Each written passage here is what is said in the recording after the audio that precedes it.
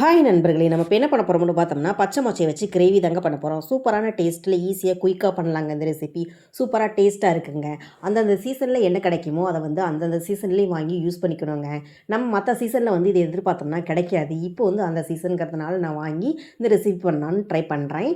இது சூப்பராக டேஸ்ட்டாக இருக்குங்க. இந்த ரெசிபி வீட்டில் வாங்கி நீங்கள் இந்த மாதிரி ட்ரை பண்ணி பாருங்கள். டேஸ்ட்டு அட்டகாசமாக இருக்கும்.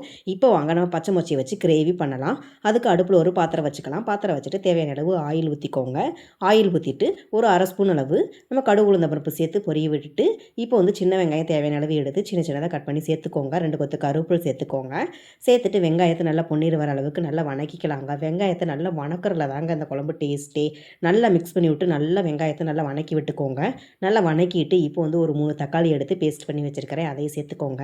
சேர்த்துட்டு நம்ம வந்து தக்காளியை நம்ம பச்சையாகவே சேர்த்துருக்கிறதுனால நல்லா பச்சை வாசனை போகிற அளவுக்கு நல்லா மிக்ஸ் பண்ணி விட்டு நல்லா வணக்கி விட்டுக்கோங்க. நல்லா வணக்கிட்டு இப்போ வந்து மசாலா ஐட்டம் சேர்த்துக்கலாங்க. மஞ்சத்தூள் அரை ஸ்பூன், மிளகாய்த்தூள், மல்லித்தூள், கரம் மசாலா அதெல்லாம் ஒரு ஸ்பூன் சேர்த்துக்கிறேன். சேர்த்துட்டு நம்ம மிக்ஸ் பண்ணி விட்டு நல்லா வணக்கி விட்டுக்கோங்க. மசாலா எல்லாமே நல்லா மிக்ஸ் பண்ணி விட்டு நல்லா வணக்கி விட்டுக்கோங்க. நீங்கள் இன்னும் காரத்துக்கு ஏற்ற மாதிரி குழம்பு மிளகாய்த்தூள் இருந்துச்சுன்னா அதுவும் சேர்த்துக்கிறதா சேர்த்துக்கலாம். இப்போ வந்து நம்ம மொச்சையை வந்து தேவையான அளவு எடுத்துக்கிறேன்.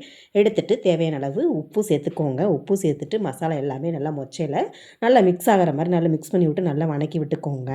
பாருங்கள், நல்லா மிக்ஸ் பண்ணி விட்டு நல்லா வணக்கியாச்சு. இப்போ வந்து தேவையான அளவு தண்ணி ஊற்றிக்கோங்க. தண்ணி ஊற்றி விட்டு நல்லா மிக்ஸ் பண்ணி விட்டு ஒரு மூடி போட்டு வச்சுக்கலாங்க. மொச்சை நல்லா வேகணும். இது வெந்துட்டுருக்கோட்னே இப்போ வந்து நம்ம இன்னொரு அடுப்பில் வந்துட்டு ஒரு பாத்திரம் வச்சு தேவையான அளவு ஆயில் ஊற்றிட்டு சின்ன வெங்காயம் தேவையான அளவு சேர்த்துட்டு ஒரு 10 பல் வந்துட்டு வெள்ளைப்பூடு எடுத்து சின்ன சின்னதாக கட் பண்ணி சேர்த்துக்கிறேன். இஞ்சி தேவையான அளவு சேர்த்துக்கோங்க. 2 கொத்து கருவேப்பிலை சேர்த்துக்கோங்க. சேர்த்துட்டு வெங்காயத்தை நல்லா பொன்னிற வர அளவுக்கு நல்லா மிக்ஸ் பண்ணி விட்டு நல்லா வணக்கி விட்டுக்கோங்க.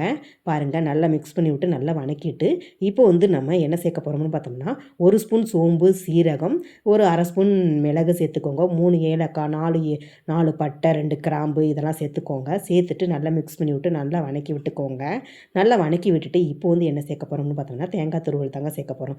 தேவையான அளவு தேங்காய் சேர்த்துட்டு நல்லா அந்த சூட்லேயே நல்லா மிக்ஸ் பண்ணி விட்டுக்கோங்க. அடுப்பு நம்ம ஸ்லோவாக வச்சுட்டு நல்லா மிக்ஸ் பண்ணி விட்டு அதை ஆறிட்டு இருக்கட்டுங்க. இப்போ வந்து நம்ம மொச்சை வந்து நல்லா வெந்துருச்சு. இப்போ வந்து அதை ஆறினதுக்கப்புறம் ஒரு மிக்ஸி ஜாரில் சேர்த்துட்டு நல்லா பேஸ்ட்டு மாதிரி அரைச்சி எடுத்து இதில் சேர்த்துக்கிறேங்க. சேர்த்துட்டு தேவையான அளவு தண்ணி சேர்த்துட்டு நல்லா மிக்ஸ் பண்ணி விட்டுக்கோங்க. நல்லா மிக்ஸ் பண்ணி விட்டு ஒரு மூடி போட்டு வச்சுக்கோங்க.